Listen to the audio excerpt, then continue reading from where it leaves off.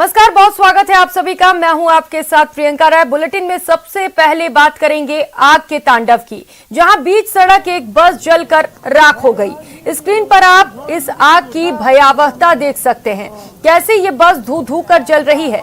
बता दें कि ये तस्वीर बाड़मेर के पचपदरा इलाके की है, जहां शॉर्ट सर्किट से आग लगने से एक निजी बस जलकर पूरी तरह से राख हो गई। बताया जा रहा है कि बस में बड़ी संख्या में सवारियां भी मौजूद थीं, लेकिन समय रहते लोगों को नीचे उतार दिया गया, जिससे बड़ा हादसा होने से टल गया। अभी तक की मिली जानकारी के मुताबिक हादसे में कोई जनहानि नहीं हुई है, लेकिन आग की चपेट में आने से बस पूरी तरह जलकर राख हो गई है। सहयोगी प्रेमदान देथा इस वक्त हमारे साथ ज्यादा जानकारी के साथ जुड़ चुके हैं। प्रेमदान, क्या कुछ अपडेट?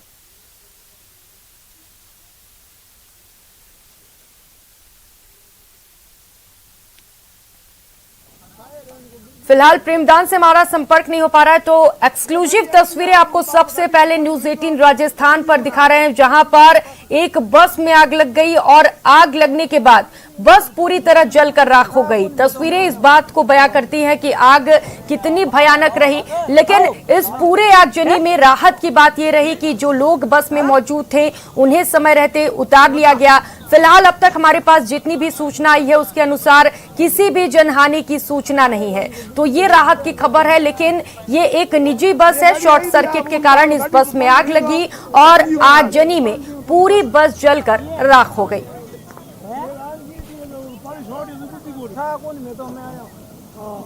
तो बता दें कि आग लगने के बाद इलाके में अफरा तफरी का माहौल हो गया। दूर दूर तक धुएं का गुबार उठता दिखाई दिया और लोग वहां पर पहुंच गए। लोग अपने मोबाइल में इस आगजनी को रिकॉर्ड करने लगे और बता दें कि जिस सड़क पर ये आगजनी हुई वहां पर जाम भी लग गया, लेकिन इस पूरी आगजनी में जो राहत की खबर रही वो ये रही कि सभी लोग सुरक्षित हैं। सहयोगी प्रेमदान एक बार फिर से हमारे साथ जुड़ चुके हैं। प्रेमदान, क्या कुछ अपडेट मामले पर?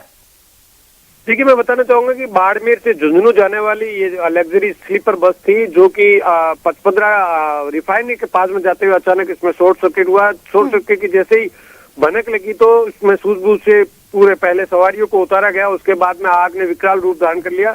आग पर काबू पाने के प्रयास है, लगभग अब आग पर काबू पा लिया गया है।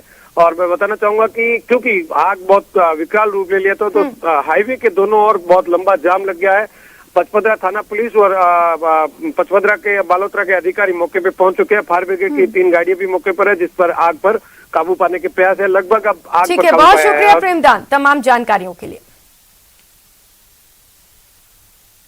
और रुक करेंगे बड़ी खबर का। सीकर के श्रीमाधोपुर से इस वक्त की बड़ी खबर सामने आ रही है, जहां पर सास और बहू पर जानलेवा हमला किया गया। धारदार हथियार से दोनों पर हमला किया गया। लूट के इरादे से बताया जा रहा है कि ये जानलेवा हमला दोनों पर किया गया है। कोटड़ी सीमारला गांव के पास की ये घटना है। मौके पर एसपी समेत आला अधिकारी भी पहुंच चुके हैं। तो सीकर के श्रीमाधोपुर इलाके से बड़ी वारदात सामने आई है, जहां पर लूट के इरादे से सास और बहू पर जानलेवा हमला करने का मामला सामने आया और बताया जा रहा है कि घर से सामान भी लूट लिया गया है।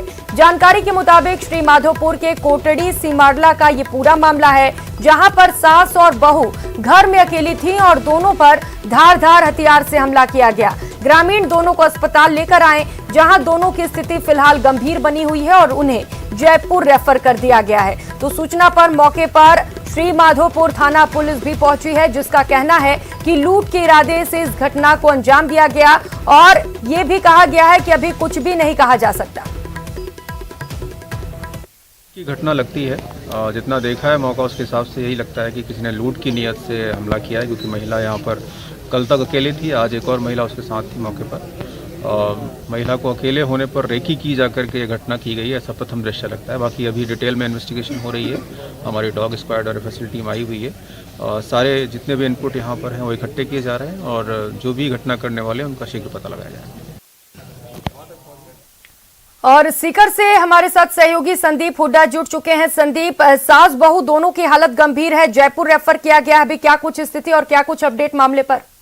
जी बिल्कुल, देखिए मैं बताना चाहता हूं कि श्रीमाधोपुर के सीमारला का ये मामला है, जहां पर ये घर में जो सास बहू हैं वो दोनों अकेले थी और दोनों को गंभीर हालत में अस्पताल लाया गया था, जिनपे किसी जो गहरे धारदार हथियार से हमला किया गया है और उसके बाद में दोनों को जयपुर रेफर कर दिया गया। प्रारंभिक तौर पर जो सीकर के एसपी हैं वो मौके पर पहुंचे और उनका ये कहना है कि ये माना जा सकता है कि प्रारंभिक तौर पर लूट के लिए इस घटना को अंजाम दिया गया है, कि ऐसा हो सकता है कि कोई लूट के लिए घर में घुसा हो और उस समय जब दोनों सामने दिखाई दी हो तो इन पर हमला किया गया है। लेकिन अभी फिलहाल कुछ बहुत ज्यादा कहने की स्थिति में पुलिस भी नहीं है, क्योंकि दोनों की स्थिति गंभीर है और उस समय और घर पर कोई तीसरा आदमी था नहीं। तो जैसे ही दोनों को अभी वहां पर भेज दिया गया है और पुलिस का यह कहना है कि जब तक इनसे वापस ठीक है संदीप, तो जयपुर रेफर किया गया है। होश में आने पर हो सकता है मामले का खुलासा भी हो जाए। बहुत शुक्रिया तमाम जानकारियों के लिए।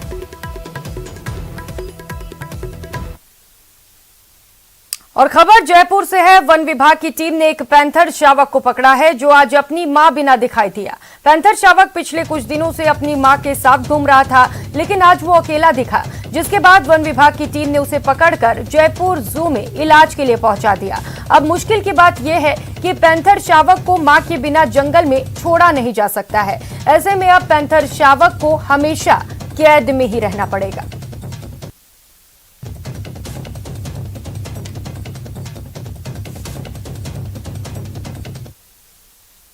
और खबरों का रुख करेंगे सुपरफास्ट अंदाज में।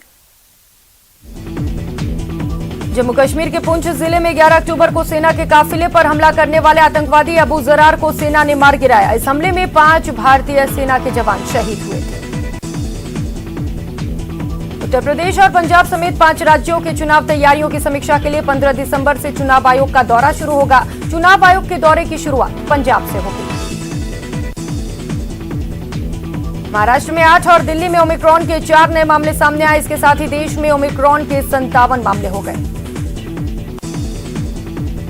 कोरोना के नए वेरिएंट ओमिक्रॉन को लेकर विश्व स्वास्थ्य संगठन ने चेतावनी दी है। डब्ल्यूएचओ ने कहा कि ओमिक्रॉन डेल्टा से भी ज्यादा तेजी से फैल रहा है, इससे अस्पतालों को तैयार रहने की जरूरत है। सीरम इंस्टीट्यूट ऑफ इंडिया ने 6 महीने में देश में बच्चों के लिए नोवा वैक्सीन कोविड वैक्सीन लॉन्च करने की योजना बनाई है। एसआईए के सीईओ अदार पूनावाला ने आज कहा कि 3 साल और उससे अधिक उम्र के बच्चों पर नोवा वैक्सीन का ट्रायल हुआ है। राजस्थान में 24 घंटे में 24 नए मामले सामने आए। सबसे ज्यादा जयपुर में 4, 12 और बीकानेर में 3 नए मामले सामने आए। प्रदेश में एक्टिव केसों की संख्या 27 हो गई। बॉलीवुड एक्ट्रेस करीना कपूर और अमृता अरोड़ा के कोरोना पॉजिटिव होने के बाद बीएमसी ने उनकी पूरी इमारत सील कर दी है। बीएमसी की एक टीम अपने आसपास के फ्लैट्स में रहने वाले सभी लोगों की टेस्टिंग करा रही है। राष्ट्रपति रामनाथ कोविंद बांग्लादेश के विजय दिवस समारोह में शामिल होने के लिए बुधवार को ढाका जाएंगे। राष्ट्रपति कोविंद अपने बांग्लादेशी समकक्ष अब्दुल हामिद के आमंत्रण पर 15, 16 और 17 दिसंबर को बांग्लादेश के दौरे पर रहेंगे। राज्यसभा ने दिल्ली विशेष पुलिस स्थापना संशोधन विधेयक को ध्वनि मत से मंजूरी दी है, जिसमें केंद्रीय अन्वेषण ब्यूरो के निदेशक कार्यालय में एक बार में 1 वर्ष बढ़ाने और 5 वर्ष की अवधि तक उसे विस्तार दिए जाने का प्रावधान है। बुधवार से वित्त मंत्री निर्मला सीतारमण बजट पूर्व परामर्श बैठकें शुरू करने जा रही हैं। ये बैठक वर्चुअल तरीके से वीडियो कॉन्फ्रेंसिंग के जरिए होगी। बुधवार को गहलोत कैबिनेट की बैठक होगी। इस मीटिंग में सरकार के 3 साल पूरे होने पर कार्यक्रमों पर चर्चा होगी। साथ ही बैठक में कोरोना समेत अन्य मुद्दों पर भी मंथन होगा।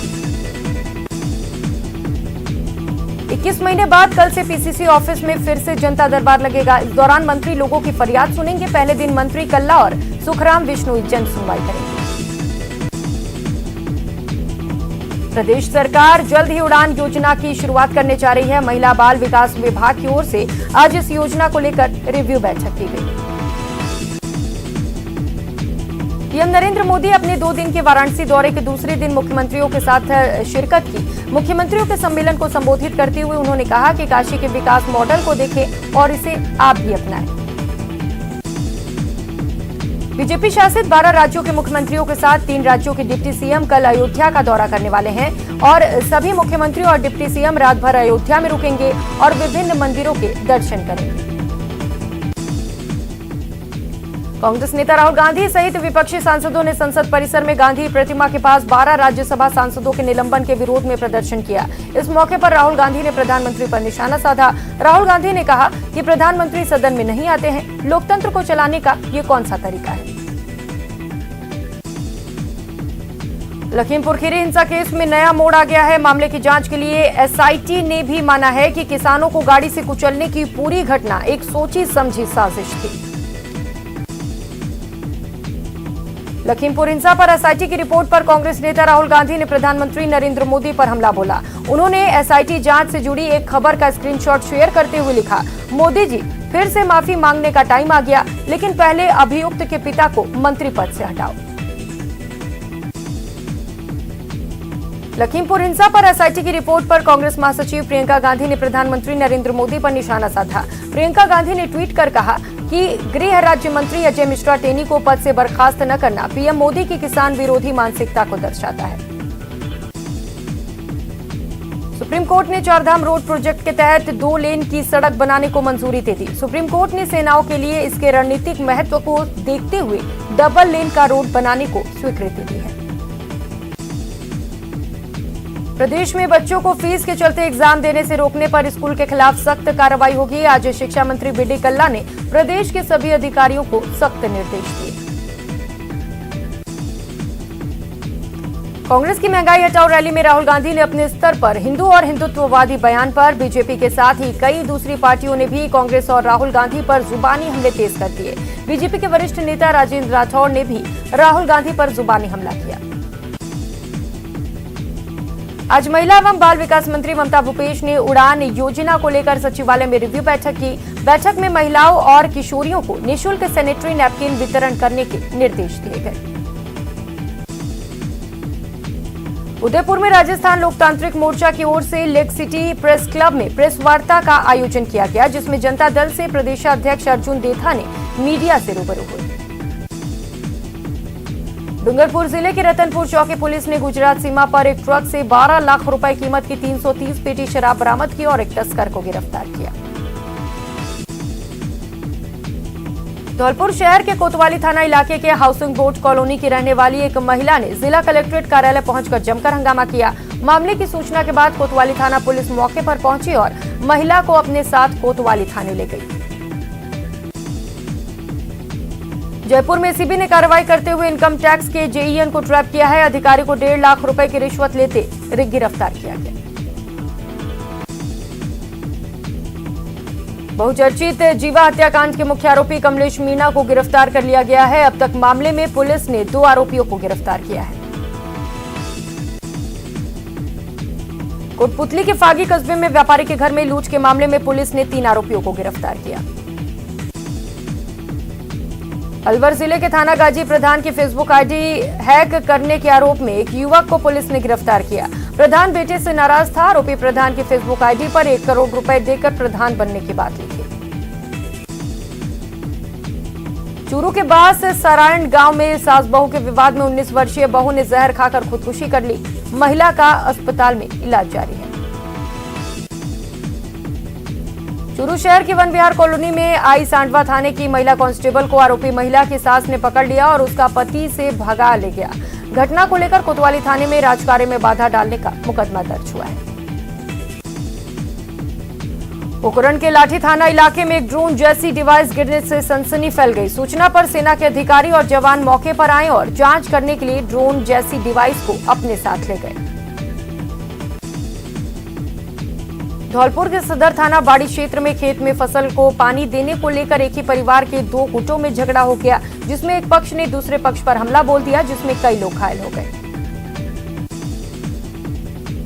भरतपुर के कामा थाना क्षेत्र में गाड़ी के जैक को लेकर 2 पक्षों में विवाद हो गया। मामले से कहासुनी इतनी बढ़ गई कि दोनों पक्षों में जमकर लाठी भाटा जंग हुआ। दोनों पक्ष की तरफ से पथराव होने लगा, जिसमें 6 लोग गंभीर रूप से घायल हो गए। चित्तौड़गढ़ में नाबालिग के साथ दुष्कर्म मामले में पुलिस ने कार्रवाई करते हुए एक महिला और एक नाबालिग समेत 6 लोगों को गिरफ्तार किया। दौसा की बांदीकुई थाना पुलिस ने बाइक चोर गिरोह का पर्दाफाश किया। पुलिस ने वाहन चुराने वाली गैंग के 2 आरोपी को गिरफ्तार किया। अलवर की पॉक्सो ने नाबालिग के साथ दुष्कर्म के दोषी परशुराम को 20 साल कैद की सजा और 20,000 का आर्थिक जुर्माना लगाया। बूंदी में किसान की जेब से 20,000 रुपए पार होने के मामले में हरकत में आई कोतवाली पुलिस ने 24 घंटे के अंदर 2 जेब कतरों को गिरफ्तार किया। उदयपुर में लूट की नीयत से 3 युवकों पर अज्ञात युवकों ने चाकू से हमला कर गंभीर रूप से घायल कर दिया। सूचना मिलते ही पुलिस मौके पर पहुंची और घायलों को एमबी हॉस्पिटल में भर्ती कराया। बूंदी शहर के उंदालिया में कथित रूप से सुअर चोरी के मामले में 4 युवकों ने राजेश नाम के एक युवक को बंधक बनाकर मारपीट कर वीडियो सोशल मीडिया पर वायरल कर दिया। दौसा की बांदीकुई थाना पुलिस ने बाइक चोर गिरोह का पर्दाफाश कर 2 आरोपियों को गिरफ्तार किया है। आरोपियों के कब्जे से 6 मोटरसाइकिल बरामद हुई। करौली में जमीनी विवाद में 2 पक्ष आमने सामने हो गए। दोनों पक्षों ने एक दूसरे पर गंडासे, कुल्हाड़ी और लाठियों से हमला कर दिया। इस हमले में दोनों पक्षों के 10 लोग घायल हो गए। 12 में तेज रफ्तार बोलेरो और कार की आमने सामने भिड़ंत हुई। हादसे में दोनों गाड़ियां पूरी तरह चकनाचूर हो गई, जिसमें 4 लोग गंभीर रूप से घायल हैं।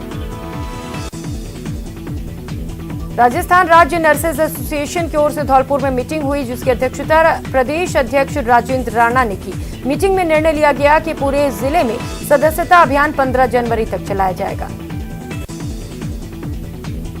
अलवर में बेकाबू ट्रैक्टर ने बाइक को टक्कर मार दी। बाइक सवार महिला सहित 2 लोग घायल हो गए। शराब के नशे में चूर ट्रैक्टर चालक की महिला ने पिटाई की। चूरू के बुंटिया और कड़वासर के बीच पिकअप ने बाइक को टक्कर मार दी। हादसे में बाइक सवार युवक गंभीर रूप से घायल हो गया।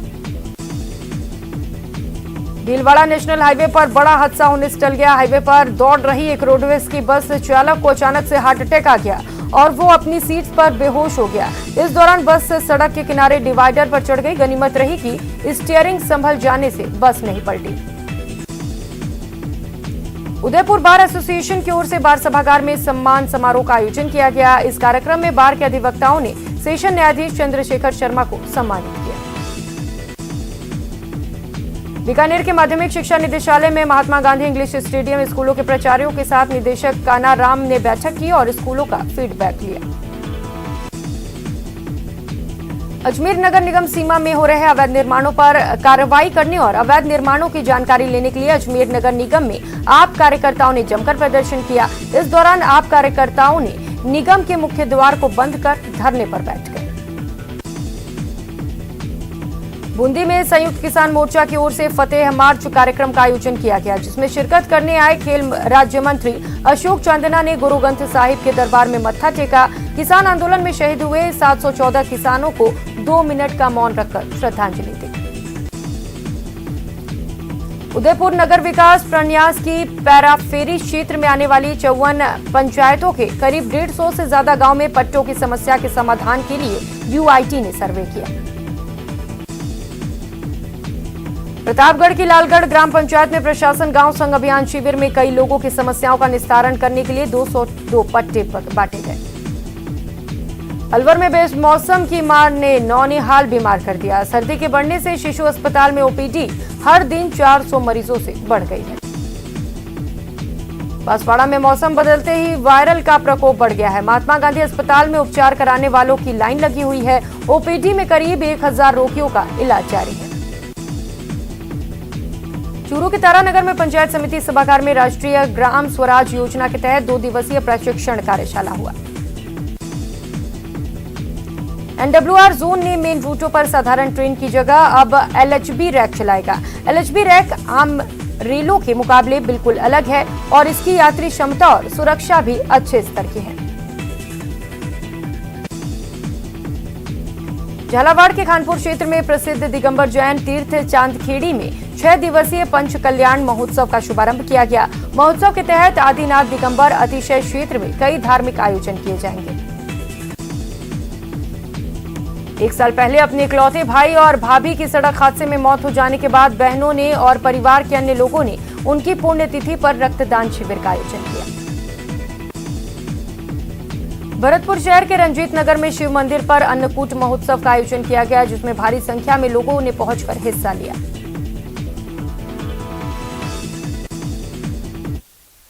विज्ञान भवन में नेशनल एनर्जी कंजर्वेशन दिवस के अवसर पर राष्ट्रीय सम्मान समारोह का आयोजन हुआ। ऊर्जा संरक्षण के लिए किए गए प्रशंसनीय कार्यों के लिए विद्युत मंत्रालय भारत सरकार की ओर से राजस्थान अक्षय ऊर्जा निगम को स्टेट परफॉर्मेंस अवार्ड श्रेणी में नेशनल एनर्जी कंजर्वेशन अवार्ड से सम्मानित किया गया। कंजर्वेशन पे काफ़ी काम हुआ है।